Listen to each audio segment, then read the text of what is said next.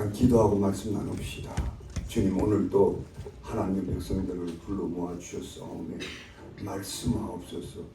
우리 인생에 정말로 중요한 말씀으로 채워주시사 이 말씀이 우리의 삶의 표다가 되고 노전기가 되고 이 말씀이 내 인생을 지배해서 정말로 온전하고 또 정말로 기쁘고 감격스럽고 정말로 다이나믹한 그런 우리 삶을 살아갈 수 있는 우리 모두가 되게 축복해 주시옵소서. 예수님의 이름으로 기도하옵나이다. 아멘. 지난 주일에 참 우리 교회에 참 어려운 일이 큰 게 두 가지 생겨가지고 우리 이지한 씨가 갑자기 병원에 이렇게 입원하게 됐고, 또 우리 오늘 참 예배 참석해서 너무 고마운데 우리 박종원 씨가 갑자기 교통사고로 큰일 날 뻔했어요. 근데 하나님의 은혜로 다 잘 되어 갑니다. 그래서 제가 오늘 이 시간은 우리가 평소와 다른 주제를 갖고 아마 이것이 여러분들의 인생에 큰 도움이 되리라고 믿고 오늘 이 주제를 삼았는데요. 그 제목은 그리스도인들이 가져야 할 힘과 영성관리라. 이 좀 어려운 표현인데 영성관리. 제가 신학교 때 학생들 앞에 세미나 할 때 2시간 특강을 한 내용인데 이걸 우리 교인들한테 쉽게 어떻게 설명할 수 방법이 없을 것 같아요. 아주 줄긋고 좁혀가지고 한 30분, 40분 이내로 해봐야 이렇게 되는데 쉽지는 않아요. 한번 해보겠습니다. 제가 이 본문을 다루기 전에 상반된 휴식에 관한 상반된 삶을 살아간 두 기독교의 거목에 대해서 여러분들이 한번 소개해주고 이 말씀을 나누기로 하겠습니다. 그 대표적인 인물이 바로 조용기 목사님하고 또 CCG 창시자 빌 브라이트 목사님에 관한 얘기입니다. 이 조용기 목사님은 우리 교계는 물론 세계적으로 명성을 얻었던 세계 최대의 대형 교회를 섬겨왔던 분입니다. 그래서 이런 분을 모르는 사람이 없어요. 이분은 한 번은 입추의 여지가 없는 교회당을 가득 메운 성도들 앞에서 이런 간증을 힘있게 고백한 적이 있습니다. 저는 지난 30년을 목회하면서 단 한 번도 휴가를 얻지 못한 채 발이 부풀도록 이제까지 목회만 전념해 왔습니다. 이렇게 강단에서 외치니까 이 소리를 듣던 수만 명의 성도들이 그의 감정에 감동되어서 아멘 할렐루야 외치며 기뻐했습니다. 그러나 이와 동시대에 살았던 그 유명한 CCC 창시자 빌 브라이트 박사님은 자신의 이런 경험을 소개한 적이 있습니다. 그의 말을 빌으면 저는 어느 날 15,000명이나 되는 큰 집회에 초대받은 적이 있습니다. 사실 그 집회의 규모가 너무 커서 놓치고 싶지 않았지만 그 주간에 나의 아들과 즐거운 시간을 갖기로 이미 약속했던지라 저를 초대하신 분에게 대단히 감사합니다마는 제가 저희 아들과 가진 휴가 계획이 있어서 사양합니다. 이렇게 말했다. 그러면서 이 말을 또 붙여서요. 15,000명이나 되는 큰 집회에 설교해 줄 수 있는 사람은 많이 있지만 저희 아들과 함께 시간을 가져줄 사람은 저뿐이기 때문입니다. 이렇게. 자, 저는 이 두 대조적인 모습을 보면서 똑같은 사명을 받아 목회를 겪고 세계적으로 알려졌고 당시 존경받던 사람들이 어찌 이처럼 다른 상황인식을 갖고 살아갈까? 제가 굉장히 생각해요. 그것이 문화적인 차이에서 오는 것일까? 아니면 소신의 차이에서 온 것일까? 물론 오늘날 우리의 문명사회는 거듭없이 발전해 나가는 말마마 갈수록 부가 축적되고 수많은 여유와 안식을 즐길 수 있는 그런 시대에 살아갑니다. 그럼에도 불구하고 우리는 과거에 암울했던 시대를 돌아보면 삶의 여유를 즐기며 살 수 있는 기회가 별로 없었습니다. 더욱이 이민생활이란 특수 환경 속에 살아가는 우리 1세대들은 죽어라고 일만 했지 무슨 여가를 즐긴다, 심이란 공간에서 안식을 누리며 산다는 그 자체가 사치로 들릴 정도로 생각하고 불철주야로 일의 노예가 되듯이 우리가 살아온 것이 우리 1세대의 모습이에요. 그런 가운데 우리는 너무나 많이 지쳐 있었고요. 이로 인해 너무나 많이 우리 중에 망가지고 병들어 돌이킬 수 없는 지금까지 이런 분이 한두 사람이 아닙니다. 그래서 저는 이쯤 하여 과연 우리가 이처럼 휴식 없는 인생을 살아야 되는가? 이런 근본적인 질문을 던지면서 오늘 말씀을 중심으로 삼습니다. 과연 우리가 휴식 없는 인생의 길을 갈 수 있는가? 그렇다면은 우리가 성경을 통해서 왜 우리가 인생에 정기적인 휴식이 필요할까? 그것은 한마디로 우리의 삶에 반복되는 리듬을 찾고 활력을 얻기 위함이라는 것을 알 수가 있습니다. 오늘 본문 창세기 2장 1절에 보니까 하나님이 그 하시던 일을 일곱째 날에 마치시니 그가 하시던 모든 일을 그치고 일곱째 날에 안식하시리라 이렇게 말씀하고 있어요. 자, 여기 보니까 먼저 하나님께서 우리보다 먼저 안식하셨다고 했어요. 그렇다면 왜 하나님이 안식했을까요? 오늘 본문에 두 가지로 나타납니다. 그 이유가 첫째는 이 일을 다 끝냈으니 안식했다는 거예요. 둘째는 그날을 복되게 하시려고 안식했다는 두 가지 이유예요. 이처럼 하나님이 안식하셨다면 우리도 하나님으로부터 안식을 배워야 되는 거예요. 그 전지전능하시고 못할 일이 없어도 안식했다면 우리같이 연약하고 무지몽매한 인생이 안식하지 않는다? 그거 죽을 일이. 하나님이 안식하시며 그날을 복되고 거룩하게 날로 삼았다면은 우리도 이날을 복되게 하게 할 것이요 이날을 거룩하게 삶을 살아야 됩니다. 이 삶의 기초적인 복이죠. 우리 인생이 시시때때로 쉼을 가져야 하면 자연의 순리요 하나님이 인생들에게 명하신 창조의 법칙이기 때문에 만약에 이를 어기고 무분별하게 살거나 무질서하게 살면 우리 인생은 고장이 나고 늙어버리고 말아요. 우리 인생의 이러한 하늘의 법칙을 무시하고 탐욕이 이끌는 대로 마구잡이로 살아가면 삶의 리듬을 잃어버리고 삶의 활력도 다 소진되어 나 자신은 물론 가족이나 우리 교회 공동체에도 큰 고통과 손실을 줄 수 있다는 거야. 우리는 건강하게 산다. 이것은 나 자신을 위해서뿐만 아니라 이 모든 인류가 함께 책임져야 될 문제예요. 내 한 사람이 고통을 받으면 그 주위에 얼마나 많은 사람이 고통을 받는 걸 생각해. 나 자신을 위한 것 이상으로 우리는 건강과 휴식에 관해서 깊은 관심을 가져야 해요. 그렇다면 우리가 어떻게 살아야 효과적인 안식이 될 수 있을까요? 첫째로는 나에게 주어진 일과를 다 마친 후에 오는 안식을 여러분들이 잘 취해야 합니다. 이 사실을 알기 위해서 오늘 본문 2절에 다시 보시기 바랍니다. 2절에 보니까 뭐라고 했어요? 한 목소리로 같이 2절 시작. 하나님이 그 하시는 일을 일곱째 날에 마치시니 그가 하시던 모든 일을 By the seventh day God had finished the work he had been doing. So on the seventh day he rested from all his work. 자, 이 말이 얼마나 중요한 의미가 있느냐면요. 우리 하나님께서 이 일을 다 마치시니까 우리 하나님이 안식하셨다는 거예요. 여기 안식했다는 말이 영어로 finished, completed 이렇게 되어 있어요. 그 헬라의 원어에 보면은 이 말의 뜻은 칼라로 기록되어 있는데 이 뜻은 일을 다 했어서 더 할 일이 없음으로 쉬게 되었더라 이런 뜻이에요. 더 할 일이 없었어요.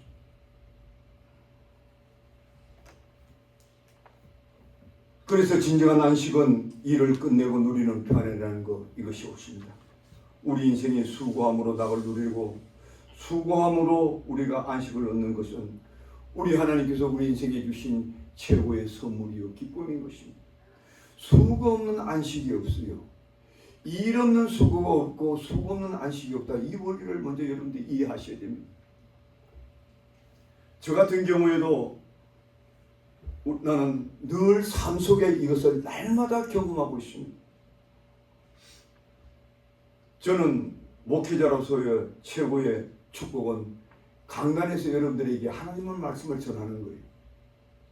이 기쁨이기 때문에 저는 목숨 걸고 45년 동안 늘 하나님의 말씀과 싸웠어요.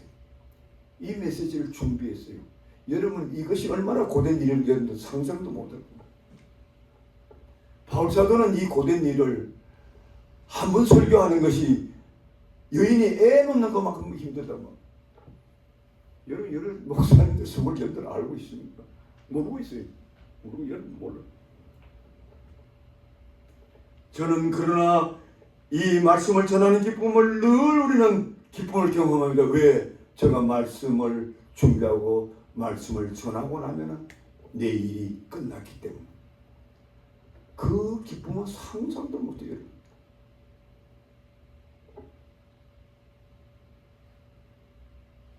저는 주로 이 메시지를 언제 주로 찾느냐면 목요일 중. 그런데 이 메시지가 때로는요, 목요일날 다 안 떠올라요. 어떤 때는 금요일, 토요일이 되는데도 정리가 안 돼. 그러면 어떻게 해요? 마음이 무거워지는 거예요. 답답해지는 거예요. 다음 주날 우리 성도들이 내 말씀을 드려야 되는데 안 주면 저들의 심정이 다 죽는데 죽을 지경인 거예요. 마치 큰 집을 꽉 눌러놓는 거예요.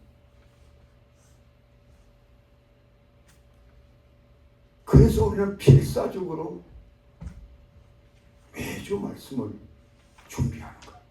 일생도.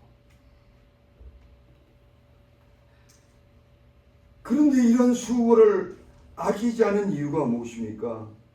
그 일이 끝나면은 그렇게 기쁠 수가 없고 어떤 때는 날아갈 것 같습니다. 일을 끝냈기 때문에 힘들어도. 여러분, 등산하는 사람들이 왜 등산을 즐깁니까? 요새 등산하는 사람 많죠. 어떤 사람들은요, 에베레스트 산 같은 데 올라가다가 죽은 사람도 얼마나 많습니다. 왜 죽을 줄 알면서 등산을 갈까? 그들에게 물어보면 한결같은 대답을 해요. 성취에서 오는 만족이라는 거예요. 내가 이 어려운 산을 정복했기 때문에 그 기쁨은 말할 수가 없는. 그래서 죽을 거를 각오하고 또 찾는 거예요. 이런 의미에서 이 세상에서 가장 따분한 인생을 사는 사람은 누구입니까? 일거리가 없는 인생들인 것이. 더 나아가서 이 세상을 가장 불만스럽게 살아가는 인생들은 누구십니까? 일을 하다가 힘들다가 중단하고 딴전을 벌이는 사람들. 이들 중에 어떤 이들은 일하는 것이 귀찮고 싫어져서 빈둥대기만 하는 분들도 있습니다. 그러나 그들은 수고한 땀이 없고요, 성취라는 결과가 없기 때문에 안식의 기쁨도 없는 것입니다. 그러므로 우리 그리스도인들은 무슨 일이든지 수고한 대가를 얻도록 힘써야 하는 것입니다. 이왕에 일을 시작했으면 온전히 완성시키는데 집중하십시오. 그 위에 오는 기쁨, 안식은 말할 수 없는 것입니다. 이런 축복이 여러분의 삶을 이끌어가기를 주의 이름으로 축복드립니다. 왜 대답을 아멘하네. 크게 아멘하시기 바랍니다. 할렐루야. 일 안 하고 빙둥하면서 기쁨 만족을 찾고 너 하나님은 그런 법칙이 아니에요. 하나님은 수고하고 땀을 흘리는 가운데 수고했지만 고달프지만 마쳤을 때 거기에 5배 10배 하나님께서 안식을 주시고 믿습니까? 그래서 여러분 열심히 사는 거 싫어하면 안 돼. 짜증 부리지 마세요. 목사님 힘들어. 뭐 힘들어? 힘들고 하니까 이렇게 기쁘잖아. 감격스럽잖아. 두 번째로 우리가 안식을 누리려면 6대 시원 레귤레이션이래. 6대 시원 삶의 규칙을 늘 지키라는 거예요. 이것이 우리 인생에게 하나님 주신 삶의 법칙이라는 거예요. 우리가 이미 살펴본 대로 하나님은 6일 동안 만물을 지으시고 7일째에 안식했다고 했어요. 그리고 더 나아가서 이 날을 복되게 하셨다 이렇게 말씀하고 있어요. 그렇다면 그 복은 누구를 위한 복일까요? 여러분과 나에게 주시려고 우리 하나님께서 그날을 안식하는 거예요. 비가 났다는 거예요. 6일 동안 죽으라고 하나님도 일을 하신 후에 7일은 하루에 싹 빼앗놓잖아요. 왜? 여러분과 나를 복 주려고 그날을. 근데 그날을 우리가 일 나가면 되겠어요?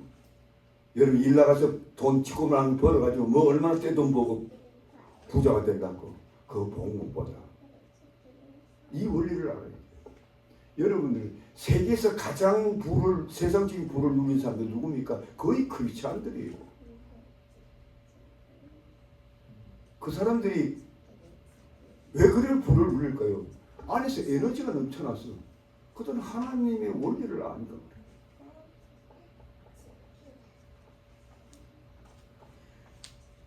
그렇다면 우리가 누가 이런 복을 받아야 할까요? 하나님의 백성이 받아야 되는 것입니다. 즉 하나님의 백성들도 이 날을 통해서 하나님과 동일하게 안식을 누려야 되겠고 복을 누려야 되기 때문에 그렇습니다.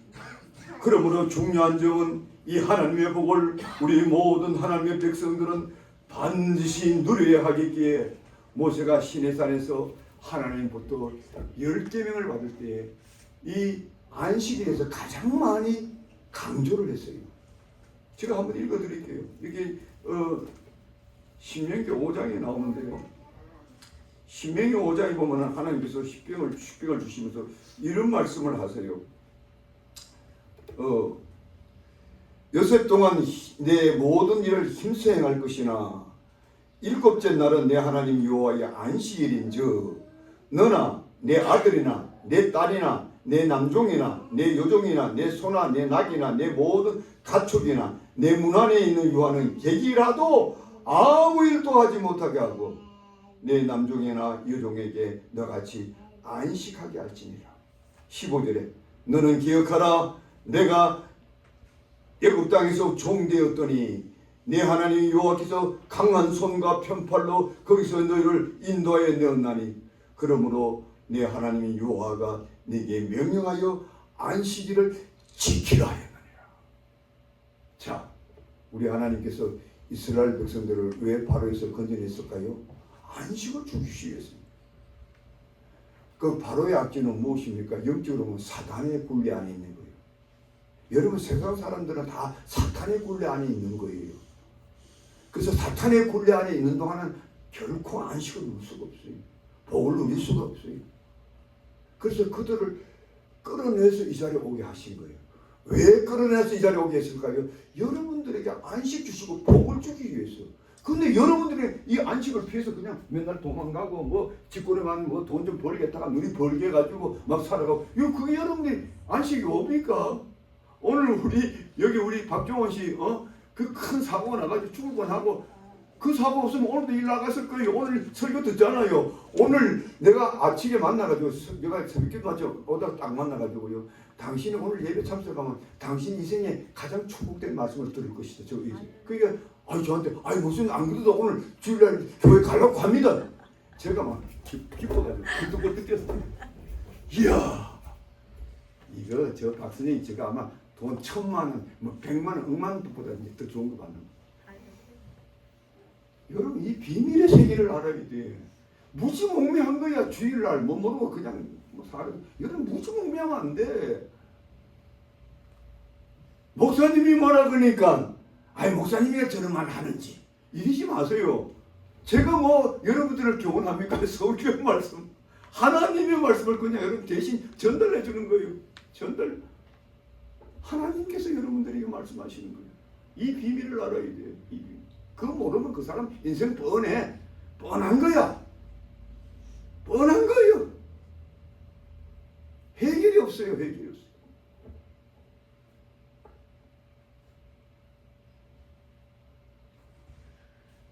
그렇다면 어찌하여 하나님께서 이처럼 엄한 명령을 이스라엘 백성들에게 했을까요?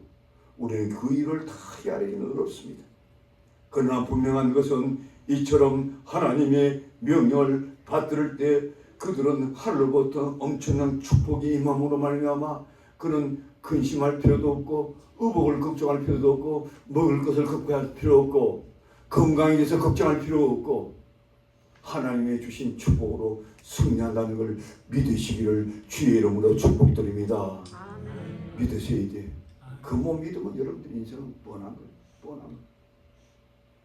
그래서 저는 이미 이런 삶의 패턴을 6-1 레귤레이션 이렇게 제가 찍어봤어요.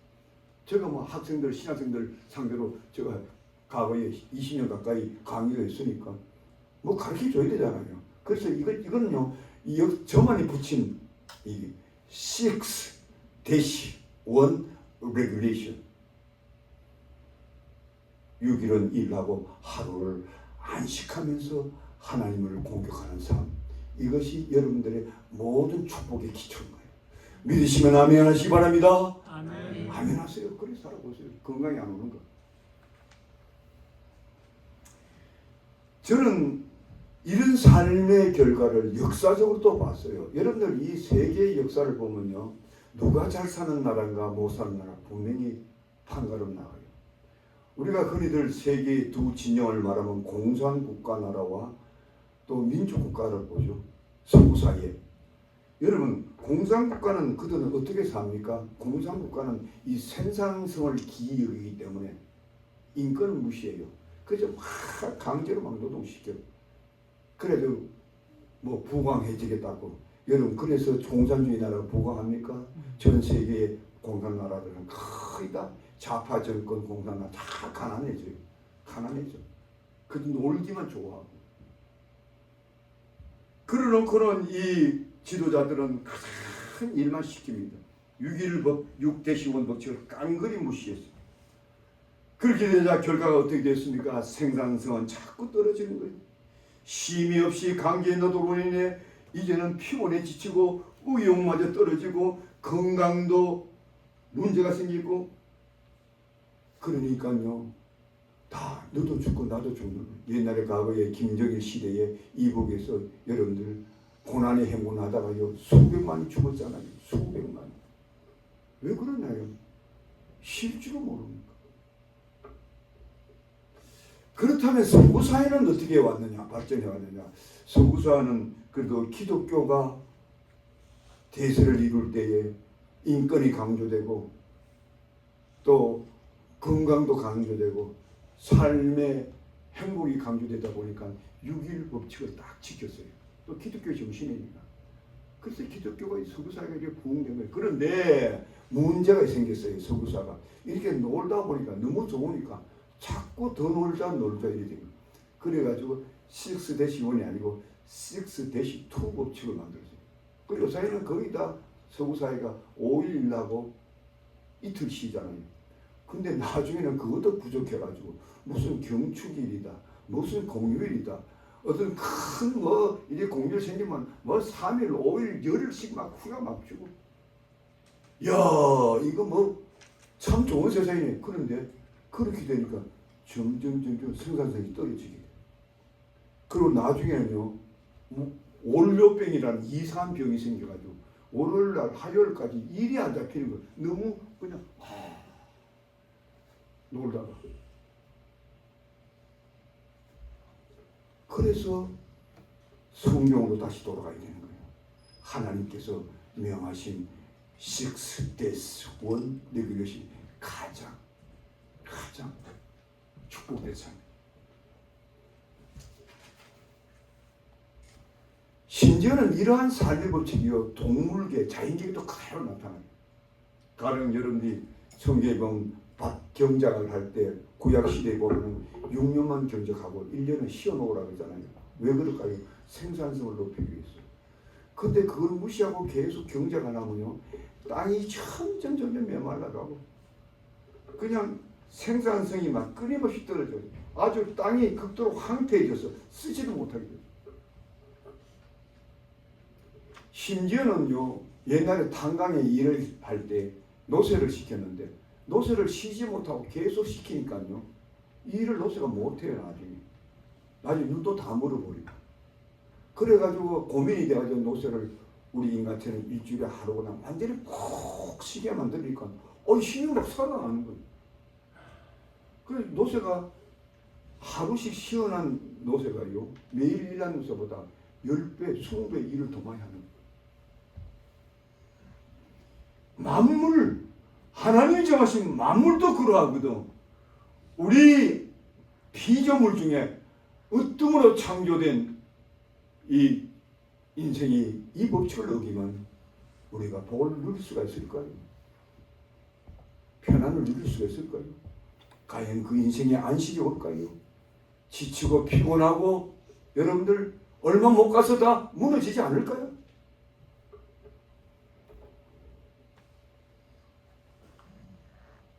그러므로 우리는 복을 받는 날로 이 날을 여겨서 우리는 안식하며 하나님 앞에 큰 축복을 누리는 귀한 삶의 믿음을 갖고 살기를 먼저 주 이름으로 축복드립니다.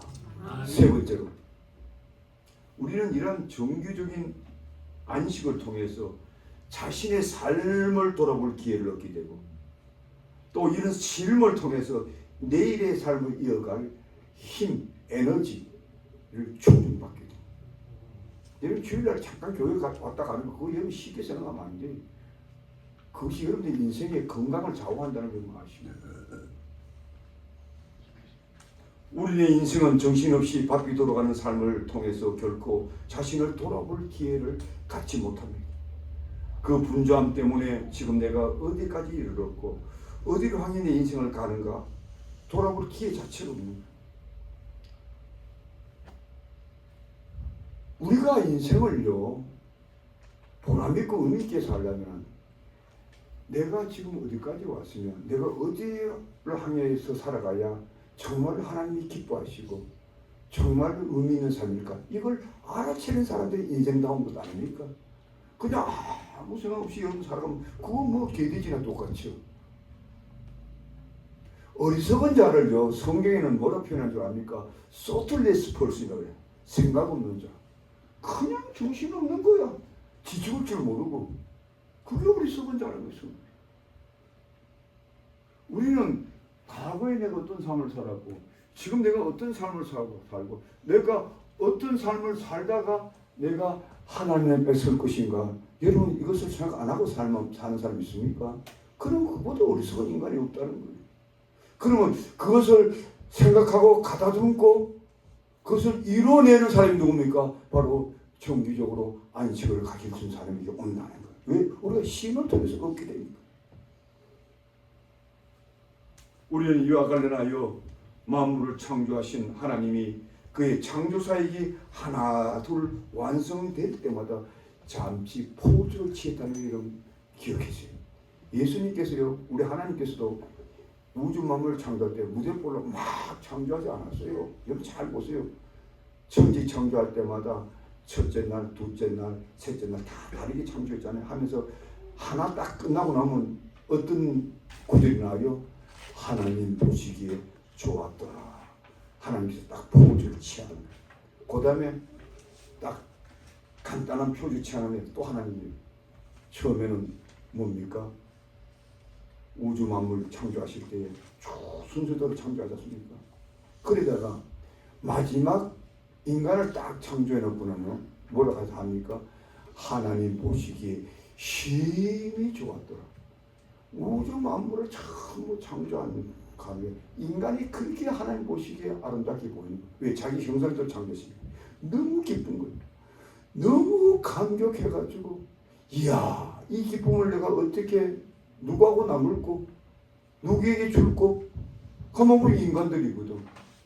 그래서 너희들도 세상 일을 열심히 살다가 하루는 꼭 나처럼 안식하라. 그날 내가 너희들에게 축복을 다 주마. 요게 창세기 1장인데 믿습니까? 아멘. 하나님 보시기에 심히 좋았더라. 그리고 하나님께서는 깊은 안식으로 돌아가셨더라. 깊은 안식.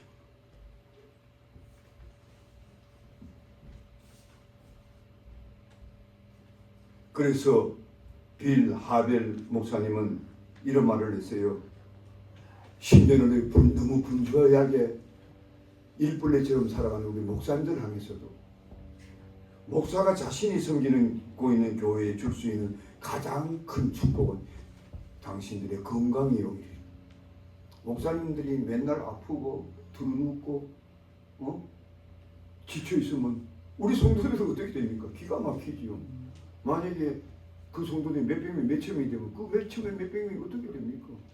그 목사가 건강해야 되는 거예요. 건강이 그냥 옵니까? 무리하면 됩니까? 가루하면 됩니까? 안식을 하죠.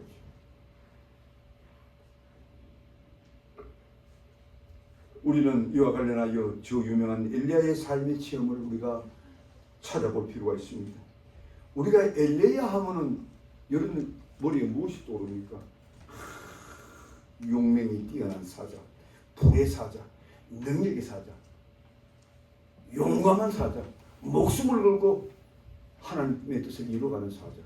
야, 대단하죠. 근데 그도 너무 힘들고 지치고 계속 압박을 받으니까, 심지어는 이세벨 여왕 통해서 그런 압박을 받으니까, 죽음의 압박을 받으니까 그도 지쳐가지고 강야로 도망가서 그 쓰러져서 거기서 죽을 뻔했어. 쓰러져서 아예 쓰러져. 그런데요, 그 쓰러진 엘리야를 누가 일으켜 주셨어요? 우리 하나님께서. 열왕기상 19장 5절에 보면은 이렇게 피로에 지쳐서 쓰러진 엘리야에게 천사를 보내서 그를 계속 어루만지는 모습이 나요. 어루만지고 깨어가지고 그 물병을 마시게 하고, 그 다음 떡을 마시게 해요. 그리고 또 깊이 잠들게 한 후에 또 깨어가지고 또 물을 마시고, 그 다음에 떡을 먹긴 한데 힘을 얻게 한 후에 저 멀리 있는 호렙산 굴까지 이르게 하시더라. 왜 그걸로 이렇거든? 거기서 더 쉬게 하려고, 더 쉬게 만들려고.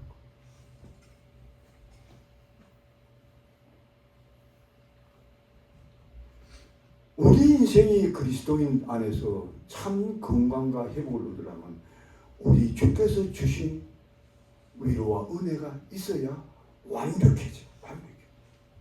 이번에 우리 이정환 씨 저녁에 큰 고통을 당하고 여러분들이 기도를 많이 했잖아요. 저도 매일 오늘 새벽에도. 그때 막 기적이 막 일어나는 거예요. 여러분, 이정환 씨 그 상태 정도 되면요, 의사도 장담 못해 원래는. 저도 어릴 때부터 15살부터 동양어를 했기 때문에 오는 감이 있어요. 이거 한 달 못 넘기겠는데, 저거 어느 날에 그게 딱 와가지고 내가 이지한 씨한테 한 얘기 있어요. 아무도 없을 때 저거 위험하다. 위험하다. 정신 차려. 근데 뭐 이미 뭐 정신 차릴 시간이 지났는데.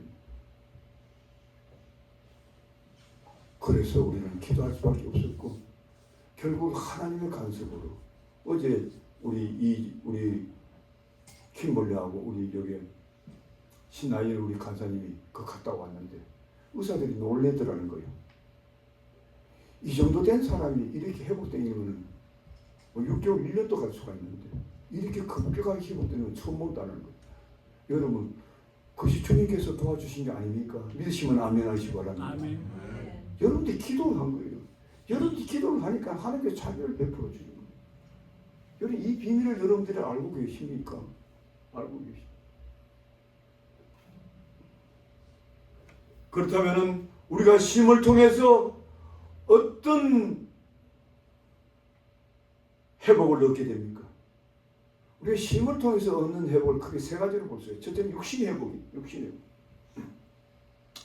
그러면 육신이 왜 우리가 회복해야 되느냐? 왜 육신이 망가지고 병들고 고통을 받느냐? 많은 이유가 있지만 가장 큰 이유는 역시 가루. 너무 힘이 드는 것이 반복되어서. 사람이 가루하면요, 하는 일도 능률이 떨어지고, 아주 심하면 무력증에 빠져버리고, 그 다음부터 육체의 질환이 나타나기 시작합니다. 이쯤 되면 우리가 운동을 다시 시작해야 되고 식사 조절이 들어가야 됩니다. 우리 신체는 규칙적인 운동과 식사 조절을 못하면 근육이 쉽게 사라지고 허리가 굵어지고 배가 나오기 시작합니다. 운동을 못하게 되면 비만에 빠지고 배가 나오면요 그때부터 각종 성인병이 나타납니다. 몹쓸 질환에 걸립니다. 우리 믿는 사람들이 배가 막 나오고 꼴불견입니다. 옛날에 어떤 사람이 너무 배가 많이 나와가지고 전도하라니까 그 배 불떼기 복시다고 도망가더라는 거예요. 그 여러분들요 건강해야 돼. 전도하려고 그래도 그냥 내 몸은 그냥 철골이 다 되는데 그냥 입에 그냥 막 처먹기만 하는 분이 있잖아요. 그거에 어떤 병덩어리야. 그 병을 처있는 거예요. 저는요 이 나이가 되도록요 지금 저는 하루에 2끼만 먹는데요. 그 2끼도요 소화가 다 안 될까 봐요. 혼자서 매일 방에서도 한 번씩 뛰고. 그래서 물론 나이가 되면서 자꾸 약해지죠. 저도 약함을 알아요. 느끼고 있고. 그래도 아직까지 병원에 한 번도 간 적은 없어요. 왜? 내가 조절하는 걸 배웠으니까. 또 내가 건강하지 않으면 우리 교인들 다 죽는다. 이걸 아니까. 리스폰시빌리티가 있으니까. 그 여러분도 그래 살아야 돼. 특히 가정의 가장들은요. 가장들이 튼튼하지 못하면 이 자녀들 가족이 다 나중에 어려움을 겪잖아요. 거기에 대한 리스폰시빌리티가 있어야 되는 거예요. 내 혼자만 살아가겠다. 내 혼자만 배 두들겨 살겠다. 그런 사람들은요. 그 이기심 때문에 오히려 건강을 유지하지 못해요. 운동은 안 하고 근심 걱정은 안 하고 또 욕심은 있어가지고 그저 돈 하고 돈에 미치고 따지고 1불 5불까지 따지고 싸우고 경쟁하고 여러분 그 지옥 같은 생활입니다. 믿으시면 아멘 하시기 바랍니다. 사람은 누구로 알지? 마음이 늙고 고생해도 같이 고생하고 기뻐도 같이 기쁘고 같이 행복하고 그런 넓은 마음을 갖는 사람들이 건강해요. 건강하단 말이에요. 지밖에 모르면 망하는 거예요. 자기밖에 모르면요 자기 육체 하나도 감당 못해요. 하는 것 같아도 남을 배려하고 주일날 되면 남을 위해서 살펴주고 그럼 부지런할 수밖에 없죠. 사람이 부지런하면 저거 건강해지잖아요. 육체의 회복은 여러분들 어떻게 합니까? 가로하면 안 됩니다. 우리가 일을 즐거워하고 또 우리가 식사 조절도 잘하고 필수적으로 건강 운동을 하고 그 다음 두 번째로 우리가 시험을 통해서 얻게 되는 구체적인 유익이 있는데 시험을 통해서 정서적으로 또 뭡니까? 정신적으로 안정이 와요. 이게 굉장히 중요한데요. 오늘날 심리학계에서 조언을 빌려보면 우리의 육체적 피곤보다 정서적으로 피곤을 많이 쌓을 때 더 신체에 오는 고통보다 더 데미지를 받는다. 정신적으로. 그래서 장기적으로 오래 스트레스를 받은 사람들은요 나중에 늙어가지고 성인병이 다 나타나요. 온갖 고질병이 다 나타나요. 그건 뭐냐면 젊을 때부터 자기의 이 건강, 쉼을 누리지 못하고 늘 그냥 스트레스풀한 라이프를 계속 살아와서 나중에 그냥 별의한 병이 다 나타나는 온갖 병이 다 나타나요. 특히 여성들 늙으면요 간질병 고생 안 하는 분이 별로 없어요. 그걸 해소할 법을 배우지 못해요. 누가 이걸 해결해줘요? 주님뿐인 거예요. 주님. 그래서 예수를 만나는 것이요. 예수를 만나는 것이 복음 여러분들의 행복의 가장 기초인 걸 믿으시기 바랍니다. 아멘. 아멘 크게 안 하네. 저 뒤에 아멘.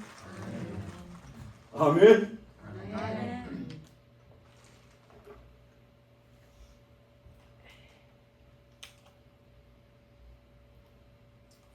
우리가요 정신적으로 정서적으로 우리가 안정과 안식을 못 얻고 계속 살아가다 보면요 어떤 그 심리학자들이 한 5가지 뭐가 나타난다는 거예요. 첫째는 뭐냐? 사람이 너무 피곤하고 지치지만 모든 것이 부적격하게 느껴진다는 거예요. 모든 것이 불편해. 세상 와서 이거만 툭 대도 여기 아프고 귀찮고. 사람도 그냥 사람이 귀찮은 존재가 되는 거예요. 꼴도 보기 싫고. 이 피곤해졌다는 증거입니다. 그 사람이 피곤해졌구나. 인생이 고달퍼졌구나. 또 두 번째로 습관적으로 근심하는 습관이 생긴다는 거예요. 돌아서면 또 걱정, 또 걱정, 또 걱정. 이거 피곤해지고 안쓰러워지고. 세 번째로 자꾸 두려움에 쌓이는 거예요. 이름 없죠, 저름 없죠. 두 마음의 안식이 없으니까. 네 번째로 악한 감정에 자주 휩쓸려가지고 자기 컨트롤이 안 된다는 거예요. 여러분들 사람하고 자꾸 싸움 한다는 있잖아요. 여러분 왜 그런지 아세요? 심리학에서는요, 인간의 감정이 메말라 버렸다는 거예요.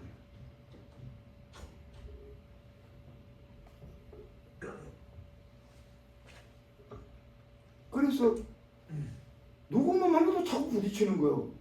또 부딪히고 또 부딪히고 그리고 남 탓을 해요. 뭐 때문에, 누구 때문에. 지가 병든 걸 모르고 확 공격하고. 그걸 가지고 심리학자들은 이런 감정의 탈진이라고 해요. 탈진. 감정이 완전히 들어와야 돼가지고. 그래서 그게 심해지면요, 사람이 표정이 없어져요. 사람 관계에서 자꾸 회피해. 어차피 안 되니까 피해. 그리고 방에 들어가면 문을 걸어 잠가버려. 문 두드리는 것도 싫어. 상대를 하고 싶지 않아. 심리학자들은 이런 상황까지 이루어지면 깊은 우울증으로 들어간다고 봐. 그 여러분의 우울증의 가장 큰 특징 하나가 사람이 꼴 보기 싫어지는 거예요. 여러분 이 정도 되면요, 중증에 걸린 사람들인 거예요. 그런 사람들이 어떻게 해결할 수 있을까요? 예수님을 만나기 전에는 아무도 해결이 안 돼요. 요새 수많은 심리학자들, 의사들, 상담가들, 박사들, 그거 도움이 안 돼요. 조언은 해줄 수가 있어. 그 조언이요, 그 사람이 먹혀 들어가냐 안 먹혀 들어가. 이 안에 완전히 메말라가지고 에너지 자체가 없기 때문에. 여러분 이 세계를 알아야 돼요. 여러분들이 왜 교회에 나오고 예수를 믿어야 되느냐? 이 소목사 같은 사람에게 설교를 들어야 하느냐? 이유가 그게 있는 거예요. 저는 여러분들이 건너갔던 그 고통의 세월, 제가 얼마나 많이 겪었겠어요. 아마 10배, 20배도 더 겪었거든요. 여러분 몰라서 그렇지. 그 다 이겨냈잖아요. 누가 이겨내겠어요? 내 스스로. 노웨이, 우리 주님께서 하신 거예요. 주님께서 도와주시면 모든 것을 이겨낼 수가 있는 거예요.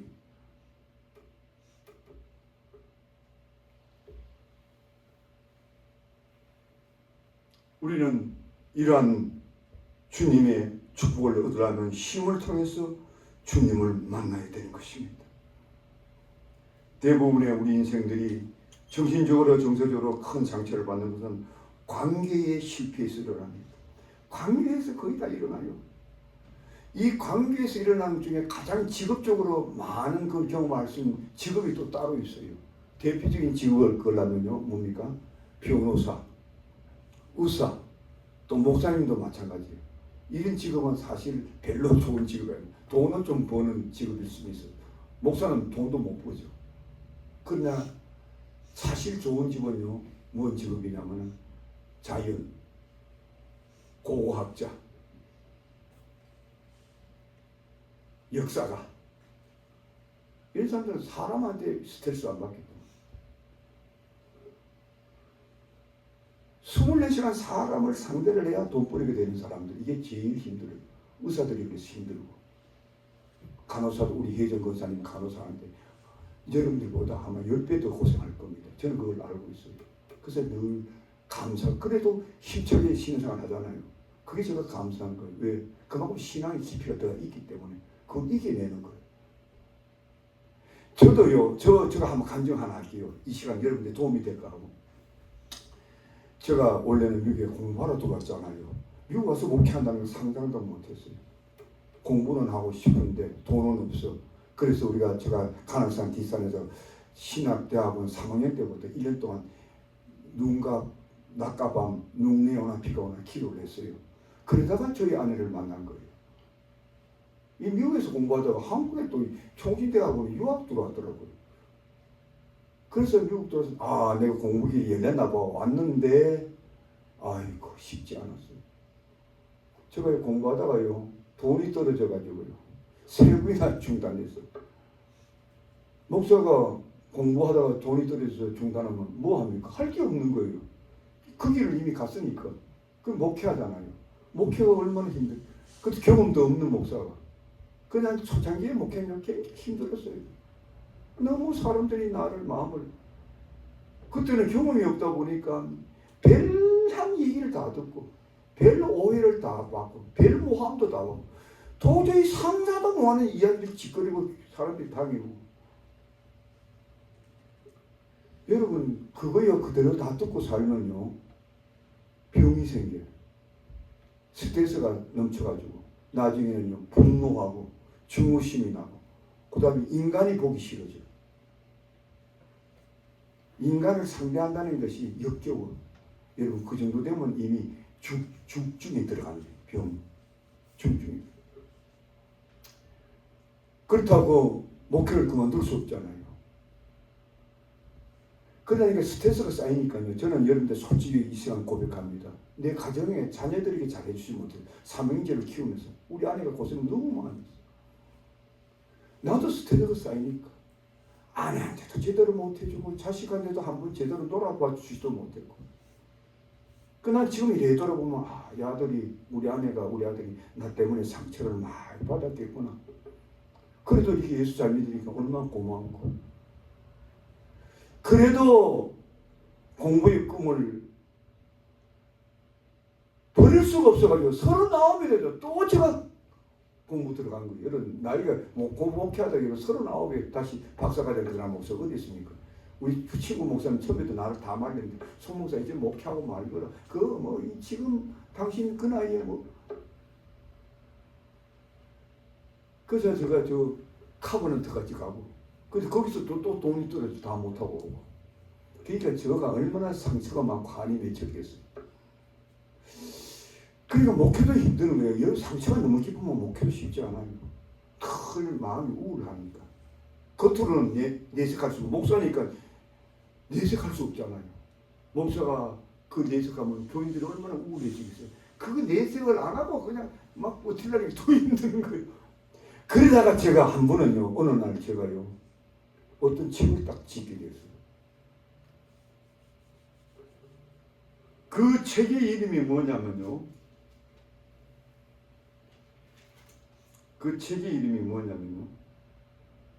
데이비스가 지은 겁니다. 데이빗 A. 시멘즈가 지은 책인데, 좌절된 꿈의 치유라는 책. 좌절된 꿈의 치유. 저 이번에 서점에서 그걸 딱 보니, 그래서 얼른 집어가지고 집에 와서 이제 읽기 시작했는데, 그게 읽다 보니까 요셉의 생애를 나오더라고요.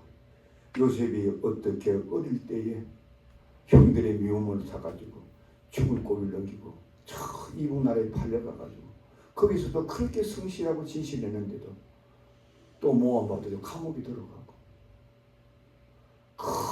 기나긴 세월 동안 그 고통의 세월을 겪으면서도 하나님의 축복 위에 그가 그 바로왕에 등극돼서 국무총리까지 되고 그걸 이렇게 상세히 기록되어 놨는데 제가 그걸 읽다가 막 속에서 울컥해 오르는 거예요. 왜 울컥했느냐면요. 그 내용이요. 그 요셉이 겪었던 그 생애가 마치 내가 겪었던 생애가 똑같은 것 같아가지고 그 요셉이 겪었던 그 파란만장한 생애 내 생애가 너무 똑같은 거 가지고 막 눈물이 막 쏟아지는 거예요. 울고 또 울고 아무도 그다고 사람 본 앞에 울 수도 없고 얼마나 제가 실컷 울었는지. 그 울고 울다 보니까 오늘날 희한한 일이 생겼어요. 무슨 일이 생겼느냐. 그렇게 실컷 울고 나니까 마음이 편안해져. 마음이 편안. 그러면서 제가 주님 앞에 이런 다짐을 했어요. 주님, 주의 종이 이렇게 무너지면 되겠습니까? 주님 도와주세요.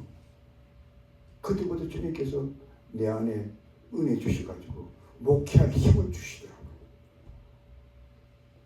그 다음부터는요, 그 어떤 교인들, 나를 속썩이는 교인들이 와도요, 제가 상처 안 받습니다. 그 어떤 오해를 받아도, 그 어떤 미움을 해도 상처가 안 돼요. 왜? 이미 하나님께서 나를 다 치유해 주시기 때문에. 그래서 지금도 내가 이 사역을 하고 있는 거예요. 지금 우리 선교회 제가 이사장으로 제가 이번 선임됐는데, 그걸 좀 곰곰이 생각해 봤어요. 그 후배들이 왜 저한테 계속 요구했을까? 자기들이 교회가 얼마나 잘 나가는데.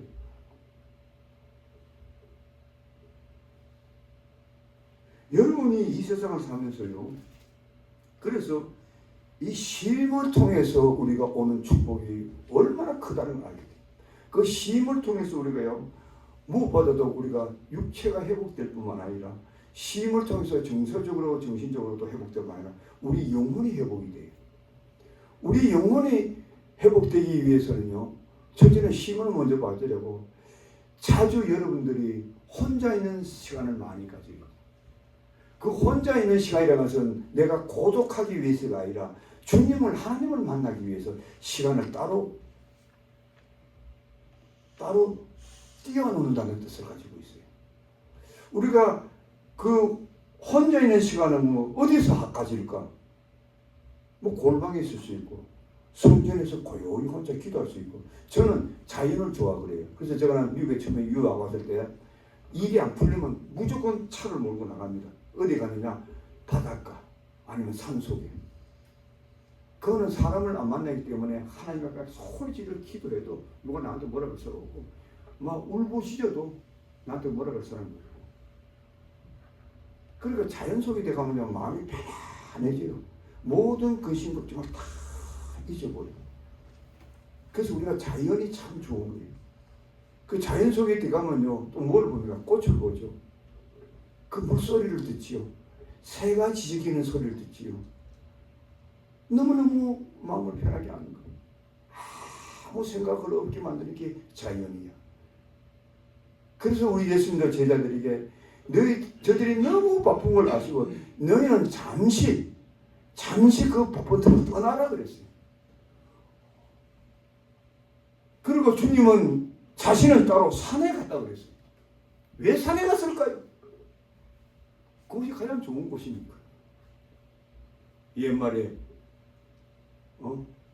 지혜자는 바다를 찾고 덕자가 산을 찾는다. 여러분들이 하나님을 만날 수 있는 그 어떤 장소에서 고요하게 있다가 주님을 만나고 주님의 음성을 듣기 때문에 여러분들이 얼마나 감격스럽고 그 마음이 얼마나 기쁘고, 내가 그것과 싸웠던 그 모든 아픔들이 얼마나 철저히 회복이 되고 치유된다는 걸 알아요. 그때는 막 몸이 날아갈 것 같아. 그래서 저는 여러분들이요, 우리가 몸을 회복하는 길이 여러 가지가 있지만 가장 좋은 건 역시 쉬는 거예요. 우리 육체라는 것은 쉬지 않고는 견뎌낼 수 없어요. 쉬지 않고 일하는 것보다 더 어리석은 거예요. 그것도 주일마다 정규적으로 아예 그날은 무조건 쉬는 날, 무조건 하나님께 복받는 날. 그리고 정서적으로 또 정신적으로 안정이 와야 나중에 병이 안 생겨요. 여러분 나중에 늙어가지고 암이 생기고 이 크로니컬 디지즈를 해가지고 고질병이 생기는 거의 다 스트레스 와요. 80~90% 이상. 그거 여러분들이 매주마다 주님을 가서 이렇게 은혜 받으면요, 왜 그게 생기겠어요? 생길 수가 없어요. 생기라 그래도 안 생기는 거예요. 은혜 받으면. 그리고 양서를 읽어야 돼. 제가 이 시멘즈가 쓴 상처받은 그 책을 언제 한번 서적에 한번 나한테도 아주 있는데, 좌절된 꿈의 치유한 책. 그거 여러분 휴화사에 드릴게요. 돌아가서 읽어보세요. 혹시 마음의 상처가 있는 사람들은, 내가 너무 과거에 큰 상처가 있어가지고 이것이 해소가 안 돼가지고 늘 이것이 나도 모르게 자꾸 뭔가 심통으로 나타나는 것이 있으면 그거 한번 읽어보세요. 저는 그거 읽고요 너무너무 혼자서 많이 울었어요. 그 젊었을 때인데 한 30년 전의 얘기인데 35년 전의 얘기인데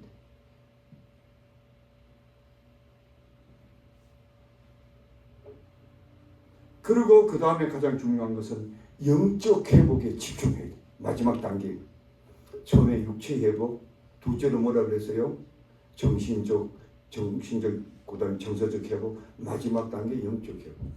그 영적 회복 없는 정신계 회복, 육체의 회복 얼마 가지 못해. 가장 중요한 게 정신 회복이에요. 영적. 그러면 영적 회복은 어디서 오는가? 주님을 만나야 돼. 그 다음에 주님을 만나서 주님의 음성을 들어야 돼. 그것을 체험하게 하신 분이 우리 엘리야야. 엘리야를 하나님께서 처음에 그 고통에서 광야에서 쓰러졌을 때 먼저 그 육체부터 어루만지잖아요. 그건 육체의 회복을 먼저 떡과 물을 계속 반복해서 먹이잖아요. 그리고 쉬게 하잖아요. 깊은 잠속에 들어가게 하잖아요. 우선 육체부터 회복되라고. 그 다음에 깊은 동굴에 들어가서 쉬게 해요. 그럼 이때까지 자기를 돌아보게 하고 내가 어떤 삶을 살았는가? 내가 왜 이렇게 되었는가? 내가 그렇게 용감하고 그 850에 일한 그 선지자하고 싸우다 이긴가? 내가 왜 이렇게 비겁해졌는가? 자신을 반성하기도 하고 내가 이래서 있어서는 안 되는데 내가 주님의 대선지자인데 그럼 내가 앞으로 무엇을 하지? 여기서 내가 인생을 끝내야 되는가? 이런 위기 닥쳤을 때 하나님의 음성이 그래. 엘리야야 엘리야야 내가 여기서 무엇을 하느냐? What are you doing here? 그러니까 막 울분이 막 나오는 거예요. 속에 상처받았던 게 내가 주를 위해서 이렇게 최선을 다해 목숨을 걸었는데 이스라엘 백성들은 하나님 배반하고 저짓하고 이제 내 목숨 내 혼자 남았는데 나까지 죽이라고 저 이세벨이 나서고 막 하나님 막 울분을 막 토하는 여러분 이 하나님께 울분을 막 토하는 게 막 치유되는 과정이에요. 믿습니까? 네. 저를 보세요. 저를 보세요. 여러분도 혹시 마음의 병이 있거나 육신의 병이 있으면요. 여러분들이 이때까지 살아온 것을 이렇게 돌아보면서 내가 다쳤던 거 과거에 힘들었던 거 억울했던 거 분노했던 거 그 하나님께 막 울분을 막 토해보세요. 막 토하는 순간 막 치료 역사가 일어나. 치유의 영역 역사가 일어나. 믿습니까? 아멘. 여러분들이 하나님으로부터 치유하니 가장 완벽해. 사람 이로 조금 만나 에이 그래 뭐 좀 뭐 그럼 이래 나아질 거야 그래 뭐 참아봐 그거 오버감 다 안 돼. 치료가 안 돼. 하나님으로부터 받아야 돼. 그러면 왜 우리 인생이 이렇게 영육간에 공고해지는가? 가장 중요한 이유는 우리가 죄에 빠지기 시작할 때부터 시작해. 죄. 그래서 여러분들이 앞으로 이런 그 정신, 영계, 육체 이 영혼이 상처가 안 나려면은 죄를 짓지 말아야 돼. 최선을 다해서 죄를 멀리해야 돼. 영어로 배우면 as best as you can. 여러분들이 할 수 있으면 죄의 자리다 싶으면 무조건 피해. 여러분들 인생을 한번 돌아보세요. 다 하나님께 불순종하는 죄가 여러분들 잘 망가지기만 해. 하나님께 불순한 하나님 여러분 이때까지 불순종하면 살았잖아요. 그게 나를 다 망가지기만 해. 죄를 멀리.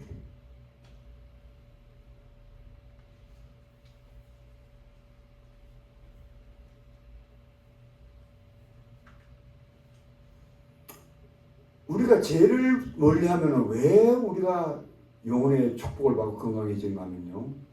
여러분 우리 인류의 조상 아브라함과 이브가 하나님 앞에 불순종하고 타락했을 때에 하나님께 버림받았지요. 이미 마음에 수치와 깊은 상처가 있는데 그때부터 그렇게 넘어지도록 만든 게 누굽니까? 마귀인 거예요. 사탄. 그리고 그 이후로부터 사탄이 인류를 지배하게 되는 거예요. 여러분들 예수 믿는 사람 믿지 않는 건 다 사탄의 지배 아래 있어요. 그럼 사탄이 여러분들에게 어떤 짓을 할까요? 그걸 알아야 돼요. 여러분 사탄 하면은 헬라 원어로 디아스폴루스라 이렇게 돼 있어요. 디아스폴. 그 뜻이 뭔지 압니까? 쪼개는 자. 쪼개는 자. 뭘 쪼갠단 말입니까? 갈라놓고 낙심되게 만드는 자. 우리가요 정서적으로 영적으로 우리가 망가지기 시작하면 내 마음이부터 갈려. 부부간은 그 다음이야. 내 마음이부터 하나 마귀가 들어앉으시면. 그래도 하루도 생각도 꼴몇 번 마음을 바뀐 사람이 있잖아요. 요래 볼까 저래 볼까 요래 볼까 고독하게 생각하고 요래 그 마귀한테 딱 잡혀있는 거예요. 그게.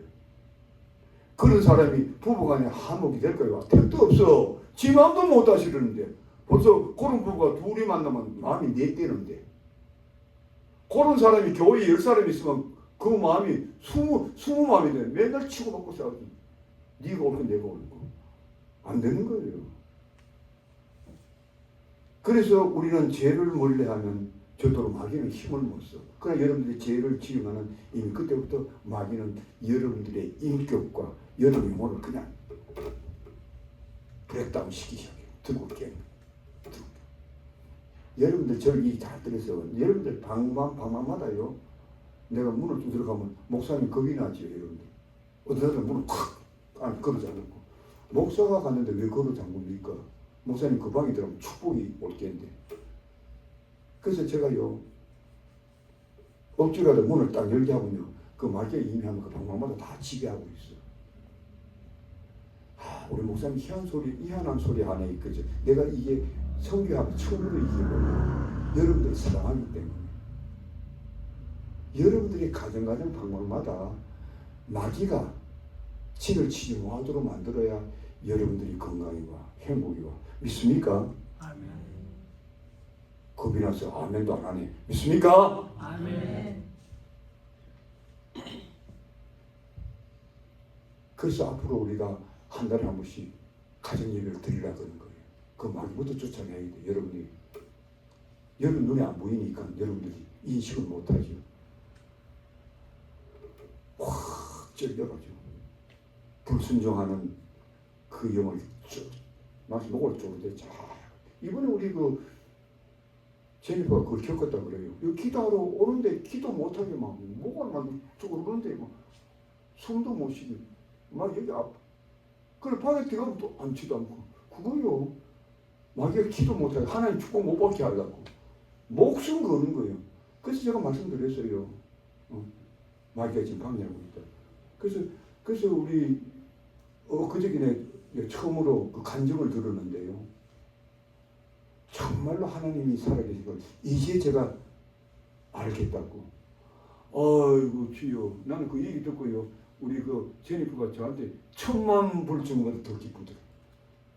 제니퍼가 나 10,000불 주다는데 그 기쁨이 올까요? 아이고 1억을 줘보세요. 내 마음에 그런 기쁨이 올 거고.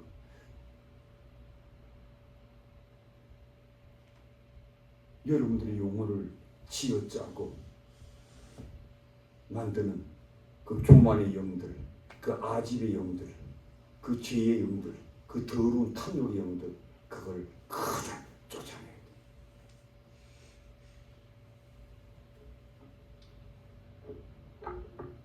결론적으로 말씀드리면 시간이 너무 많이 걸기 때문에 더 이상 못해. 제가 이걸 옛날에 한 3시간 학생들한테 강의했던 건데 줄고 가서 지금 한 40분 가까이 설교했는데 죄송해요.